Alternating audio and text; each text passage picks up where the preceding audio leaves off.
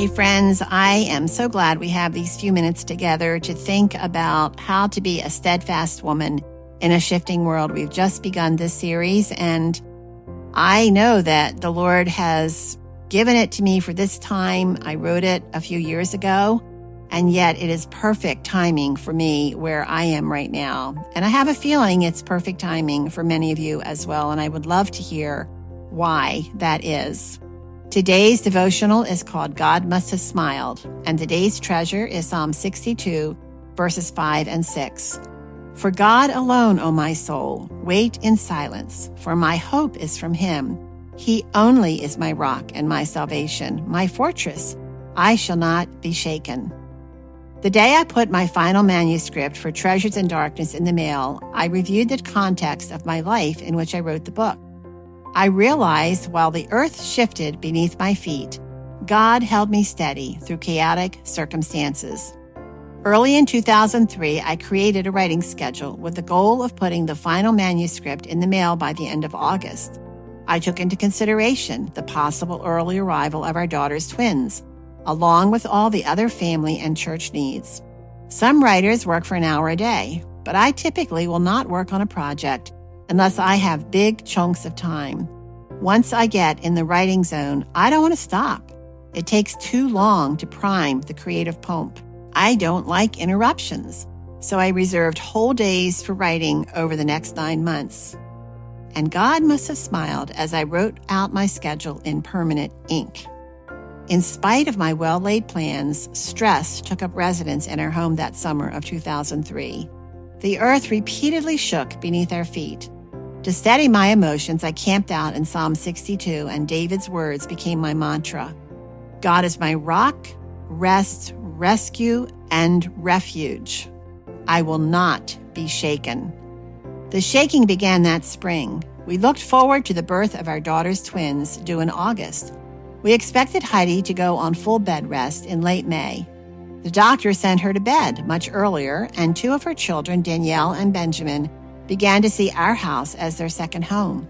Along with enjoying our little grands, I kept meeting writing deadlines, feeling pretty good about my writing schedule and disciplines. I could do this. And God smiled. Early that summer, our son Dan and his wife Laura and baby Emma moved in with us, expecting their new house to be completed by mid-July. And I smiled, anticipating fun times with our little granddaughter, along with the other grandchildren. To accommodate them, we reorganized sleeping arrangements, and my office became a bedroom for 2 of the grands. Remember those large chunks of writing time on my calendar? Instead of early morning writing, I tried to write during nap times, and often closed the computer wondering what in the world I had written. I couldn't remember any of it. I met my deadlines, but felt inadequate and helpless, knowing I could not write this book. I wasn't smiling, but I think maybe God was. And then the relatives came. Chuck's nieces and 2 small children arrived for a vacation. Our household increased once more. Every space filled up with loved ones. A house full of family thrills me, and visits from our Texas relatives are rare. I wanted to soak up every minute with them. But that book, instead of chunks of time, I grabbed minutes. And meanwhile, Heidi continued on bed rest at home. You know, sometimes it's in the mundane that God gives us treasures designed to transform our response to daily interruptions that push aside our well-laid plans.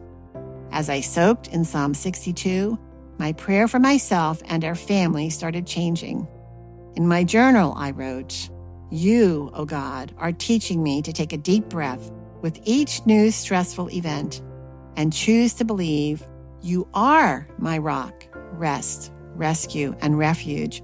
I don't need to hope you will be those things. I can believe you already are." God used that process to prepare me for an emergency phone call and race to the hospital. I pleaded for the lives of our preemie twins and safety for our daughter. I begged God to be our rock, rest, rescue, and refuge. I remember exactly where I was when the Lord gently reminded me, I am your rock, rest, rescue, and refuge. Face this crisis with confidence that I am all of those things for you because you are my daughter. Tears streamed down my cheeks. Instead of asking God to be our rock, rest, rescue, and refuge, I repeated over and over again, you are my rock, rest, rescue, and refuge. Show me what that means in this crisis. And I know God smiled.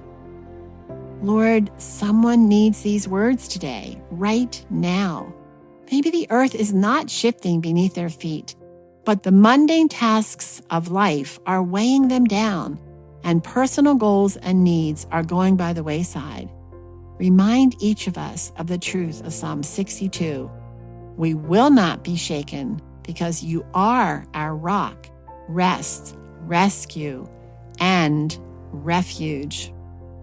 And oh, Father, how grateful we are that no matter what the situation, we can claim this promise over and over again. Thanks so much for joining us for the Daily Treasure podcast today. And it is our prayer, as always, that each scripture is being used by the Lord to help turn your heart toward Jesus, to equip you and enable you to walk by faith. And one more treasure from scripture is from Ephesians 5:16, where Paul challenges us to make the most of every opportunity. And I want to encourage each of us to be intentional about looking for those opportunities to share the gospel, to reflect Jesus in our interactions with others, and to always have in mind, what opportunity does God have for me today to share his love with someone who is desperate for hope. Thanks again for joining us, and I look forward to being with you tomorrow.